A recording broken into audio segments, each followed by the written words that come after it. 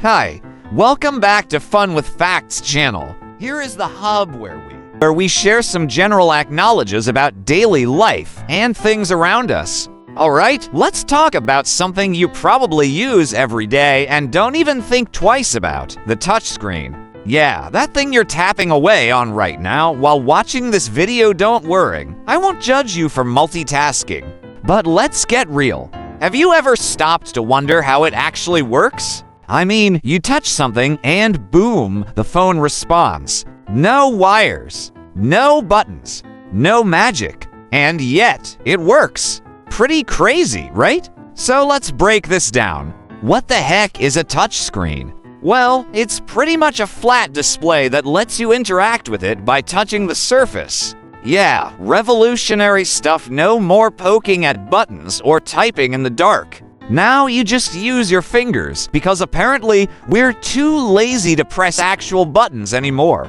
You know the feeling, right?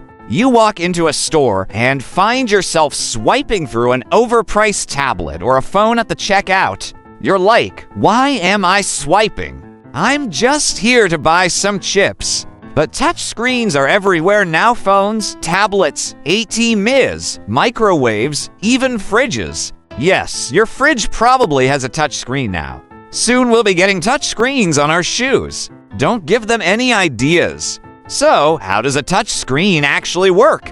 How is it that, when you poke it, the thing knows you're not just trying to scratch an itch on your nose? Well, there are actually a few types of touchscreens, but most of them work the same way. They use sensors to detect your finger or stylus. And no, it's not some mysterious force of nature at play. There's science happening here. Let's dive into the science of it. At the heart of most touch screens is something called a capacitive sensor. Sounds fancy, huh? Basically, capacitive screens work by using an electrical field. When you touch the screen, your finger messes with that electrical field. Yes, you're that powerful. You're messing with the electrons on the screen like a mini wizard. The screen can sense the change, and bam, it knows exactly where you touched. It's like this. Imagine the screen is a super fancy table with invisible strings all over it, and when you place your finger on the table, it plucks one of those strings. The screen's sensors then go, oh, there's a finger, and they send that info to the brain of the device, aka the processor, and the device does what you want it to do. Magic! Except it's science, not magic. Now, let's get even nerdier. There are resistivity touchscreens too. These are the ones you usually see on older devices, or you might have seen them on kiosks at a fast food place. The difference is that resistivity screens work by pressing two layers together. Yeah, like a sandwich of sensors. When you press the screen, these layers touch and the device figures out where you pressed. Think of it like squishing two pieces of bread together and your device saying, ah, that's where the magic happened. But don't go thinking all touch screens are created equal. Nope, they aren't. Capacitive screens are the cool, new kid in town. They're super responsive, super sleek, and work with your fingers, no need for extra pressure. Resistivity screens? They're like the grandpa of touchscreens, slower, requires more pressure, and probably needs a stylus if you're feeling fancy. Now, I know what you're thinking, but wait, how come it still works if I'm wearing gloves or I'm using my stylus? Great question. You see, capacitive screens can detect changes in the electrical field caused by a finger, but if you're wearing gloves, your finger's electric field is blocked. No finger-touching magic.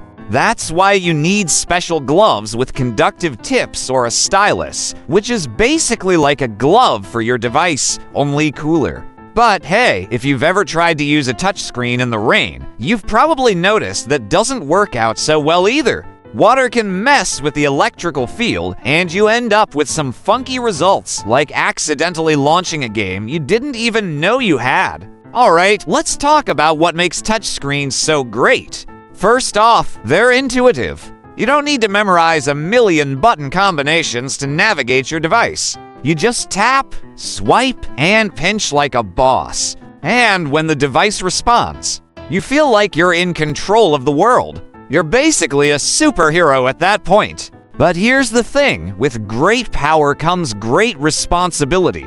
Like, don't be the person who leaves smudge marks on their phone screen after eating greasy fries. The touch screen doesn't deserve that. It doesn't. Wipe it down. Seriously.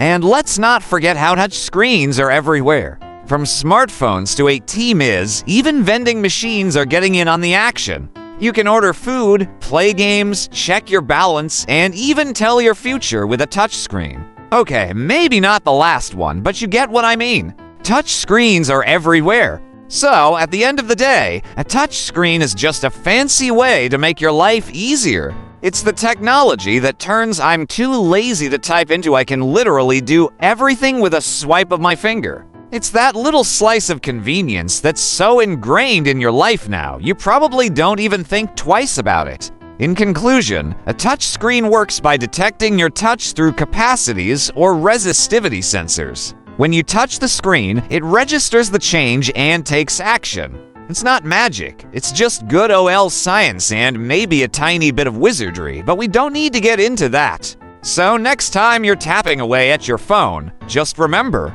you're not just using your finger, you're using science, baby. If you learned something today, hit that subscribe button and join the crew. Who knows, maybe next time we'll tackle the mysteries of something else. Stay tuned for more fun facts on Fun with Facts, where science is never boring and always wireless. Thank you for watching. See you in the next Fun with Facts videos.